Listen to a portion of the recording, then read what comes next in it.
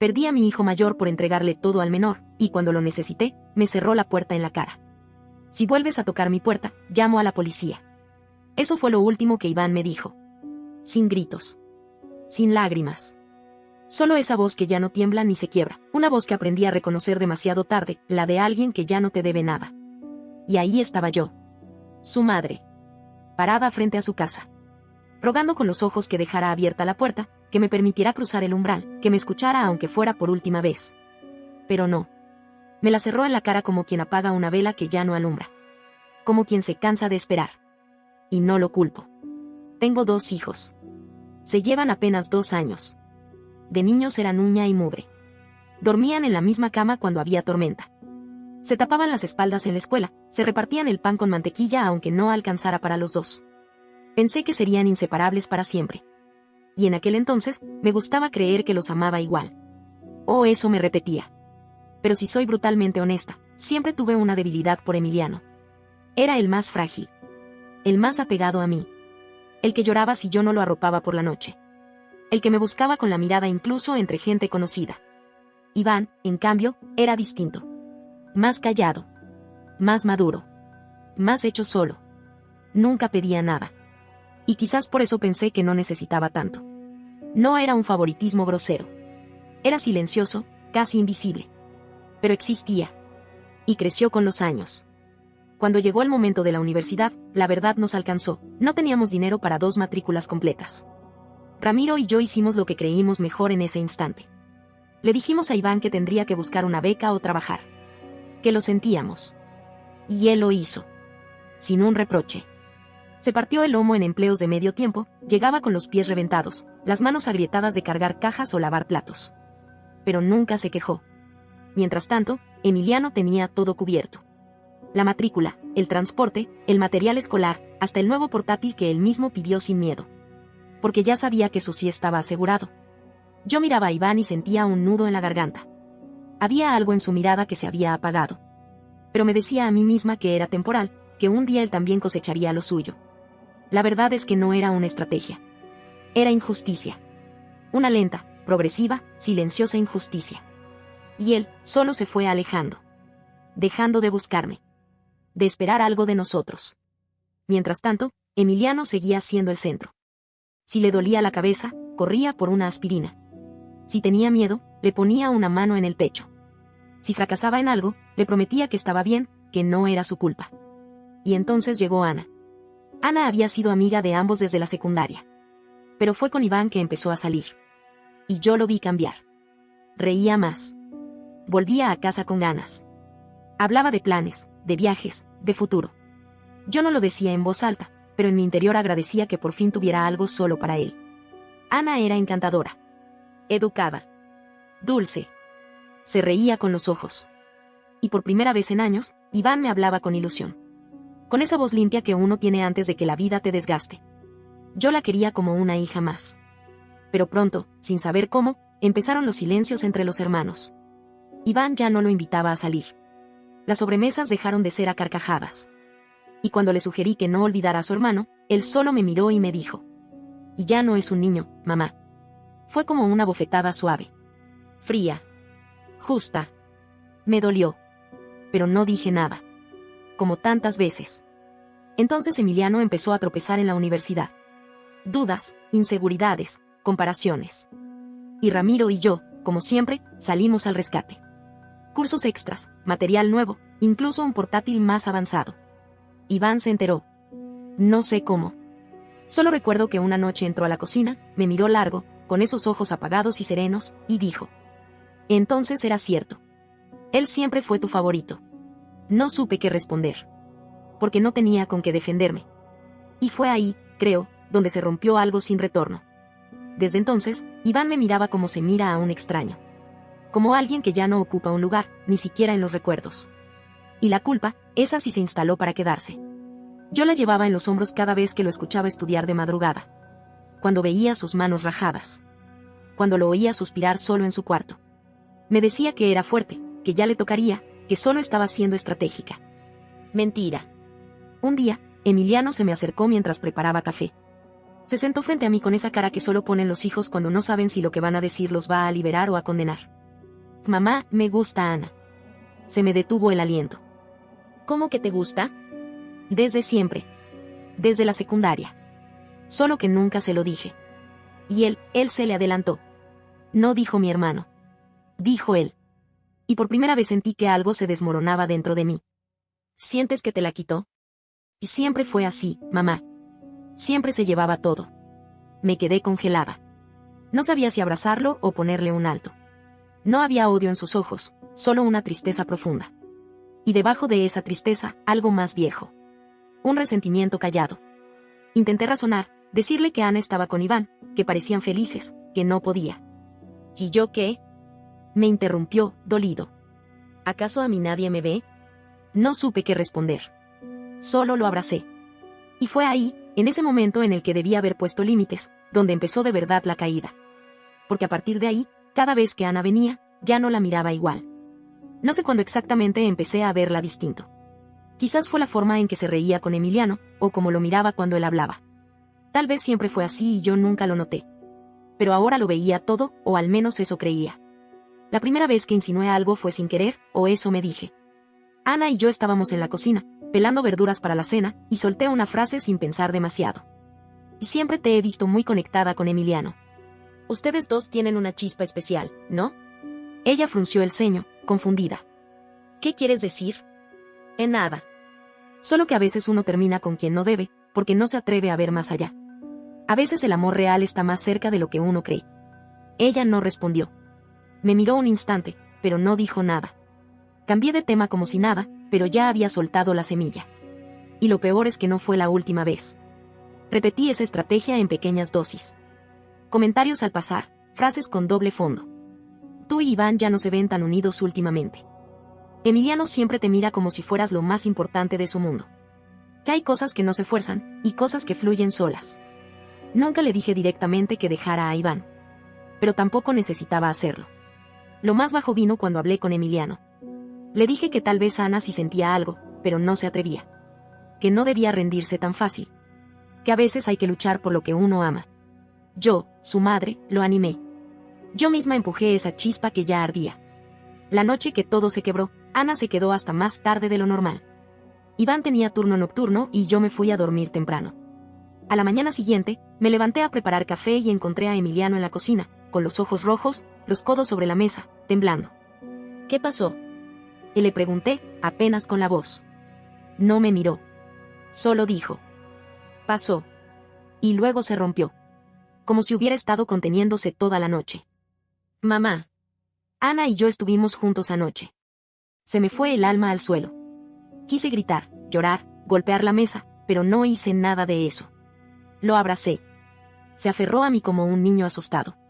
Me dijo que no sabía qué iba a pasar, que ella no le había prometido nada, que simplemente había sucedido. Después de eso, Ana dejó de venir. Se distanció. El ambiente se volvió tenso, pesado, como si todos camináramos sobre vidrio. Iván no decía nada, pero estaba raro. Más callado. Más seco. Yo no sabía si sospechaba. Emiliano tampoco. Vivimos en ese limbo durante días, hasta que Ana volvió. Una tarde cualquiera. Tocó la puerta con los nudillos, sin insistencia, como si quisiera que no la oyéramos. Cuando abrí, estaba ahí parada, sin maquillaje, con la cara pálida y la mirada hundida. No quiso pasar. Solo dijo que necesitaba hablar. Iván estaba en el sofá con el portátil en las piernas. Al verla, se levantó de golpe. ¿Qué pasa? ¿Estás bien? Ana asintió. No se acercó. Estoy embarazada, dijo, sin rodeos. Iván sonrió. Dio un paso hacia ella. ¿Es en serio? ¿Vamos a tener un bebé? Ella dio un paso atrás. Y no es tuyo. Y entonces se hizo el silencio. Un silencio tan brutal que hasta el aire dejó de moverse. Yo estaba en la cocina, pero lo escuché. Todo. Iván no dijo una palabra. Solo la miró. Primero confundido. Luego herido. Después, vacío. En ese momento, Emiliano apareció. Tal vez por destino. Tal vez por castigo. Lo vio todo. El rostro de Ana. El de Iván. El de él mismo. Y en segundos, Iván se le fue encima. No hubo aviso. Le soltó un puñetazo que lo tiró al suelo. Emiliano cayó de espaldas y se golpeó contra la pared. Ana gritó. Yo corrí. Ramiro entró desde el patio. Todo fue caos. ¿Cómo pudiste?, gritaba Iván, con lágrimas en los ojos. Y eras mi hermano, maldita sea. Mi hermano. Emiliano no se defendió. Solo se cubría el rostro mientras su hermano lo golpeaba, mientras toda nuestra historia se deshacía frente a nosotros. Ramiro logró separarlos a duras penas. Pero el daño ya estaba hecho. Iván me miró. Tenía los ojos enrojecidos y algo más, desprecio. Dolor. ¿Tú sabías? Yo bajé la mirada. Claro que lo sabías, dijo con la voz quebrada. Siempre lo supiste. Siempre fuiste parte de esto. Ramiro intentó hablar. Iván lo apartó de un empujón. No intentes salvarla. Ni a él. Esta familia está podrida. Siempre lo estuvo. Ana lloraba en un rincón. Emiliano seguía en el suelo, temblando. Yo quería decir algo, pero no tenía palabras.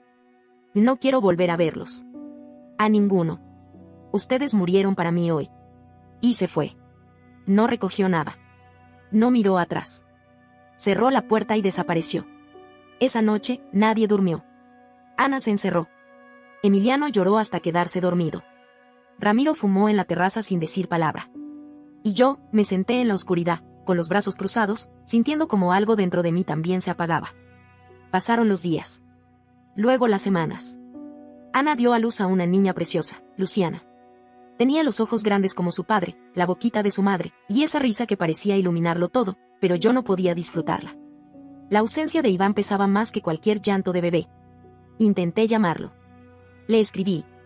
Le mandé fotos de la niña, cartas, audios con su vocecita diciendo, te quiero, tío. Nada. Silencio. Como si ya no existiéramos. Como si él mismo se hubiese arrancado el apellido y la historia. Un día, mi sobrina vino a visitarme y me soltó una frase que me dio un vuelco al estómago. ¿Sabías que a Iván le está yendo muy bien? Vive en otra ciudad, tiene un buen trabajo, dicen que está comprometido. ¿Comprometido? Esa palabra me dejó vacía. No por celos ni orgullo, sino porque comprendí que su nueva vida no tenía espacio para nosotros. No estábamos invitados. Ni como padres. Ni como familia. Ni siquiera como recuerdo. Pero Emiliano. Él trataba de ser padre. De verdad lo intentaba. Trabajaba largas horas, cuidaba de Luciana, sostenía como podía a Ana, que cada día parecía quebrarse un poco más. Yo lo ayudaba. Lo apoyaba como no lo había hecho con Iván. Pero siempre faltaba algo. Algo que se había ido con su hermano. Hasta que llegó esa noche. Una llamada del hospital a las 2:13 de la madrugada. Me despertó el timbre del teléfono, pero fue Ramiro quien atendió. Lo escuché repetir cómo, y cuándo, y supe que algo grave había pasado.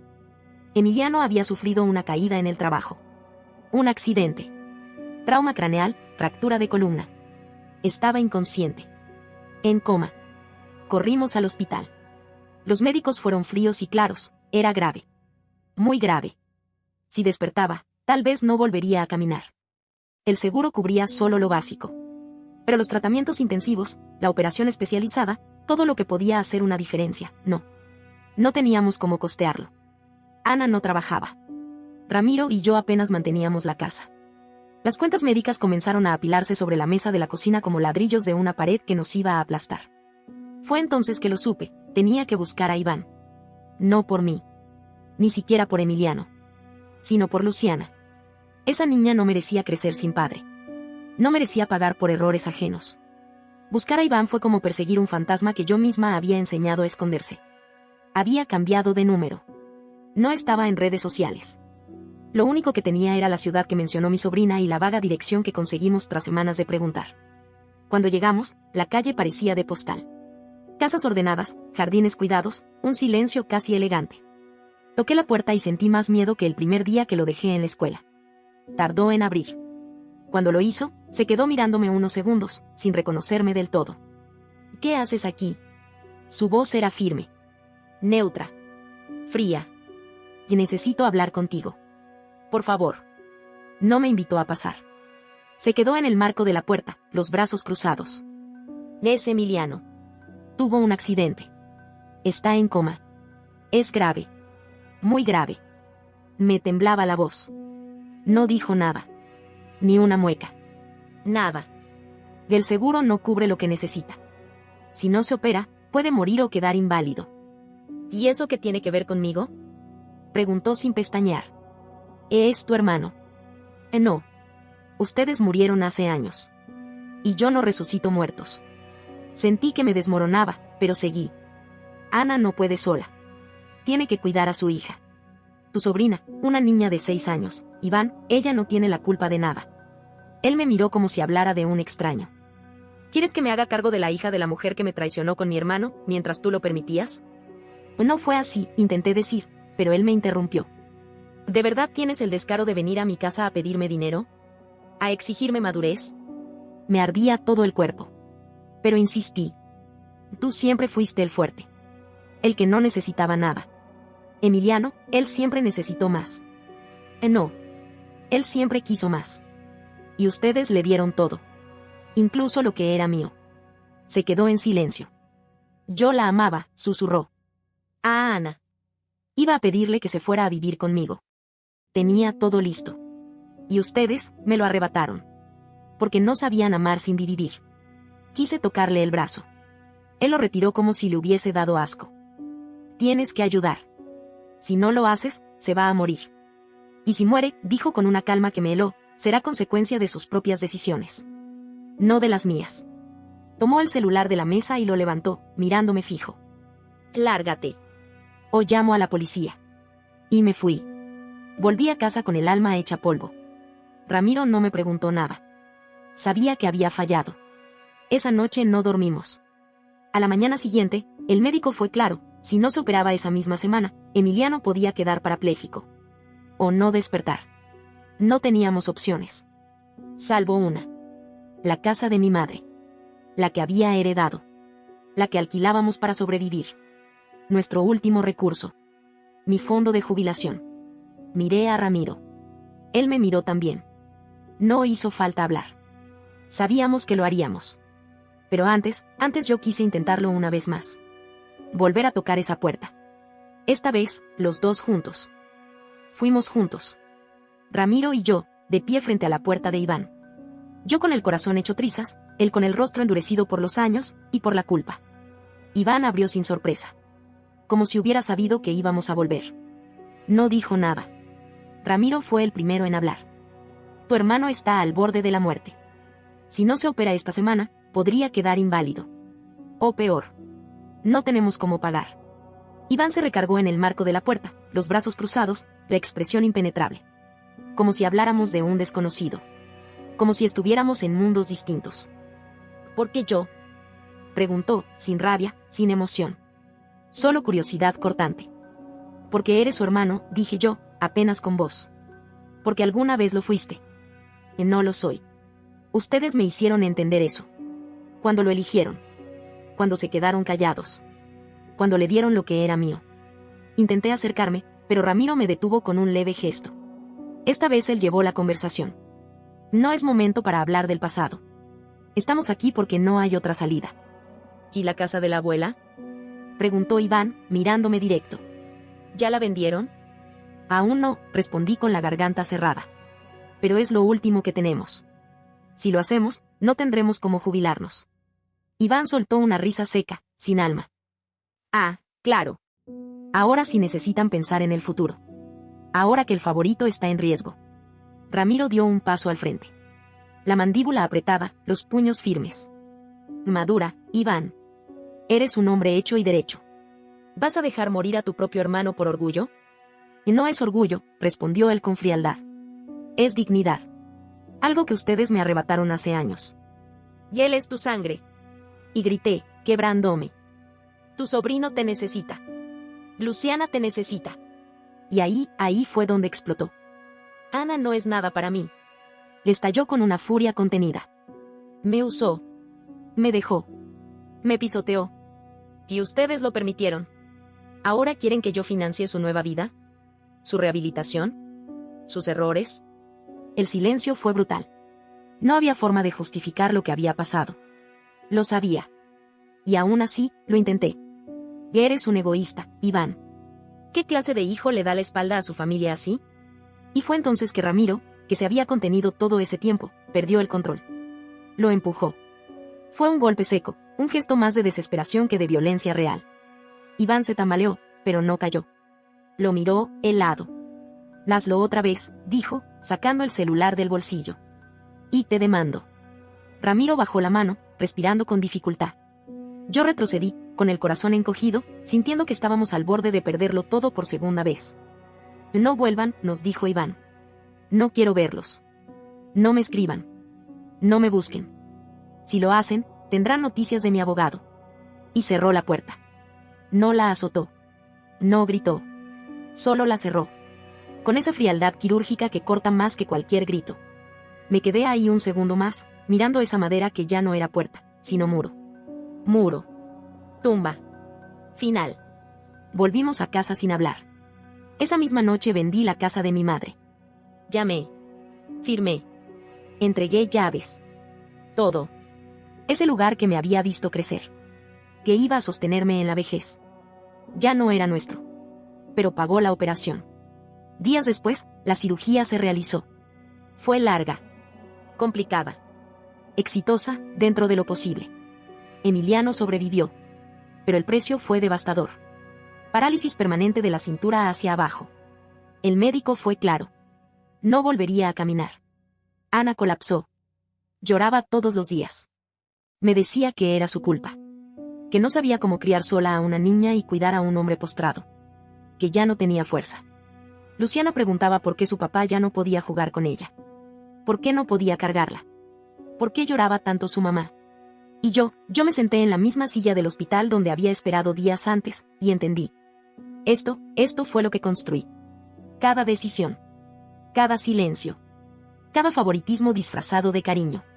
Todo lo que permití, todo lo que ignoré, todo lo que quise justificar con amor, se había convertido en ruinas.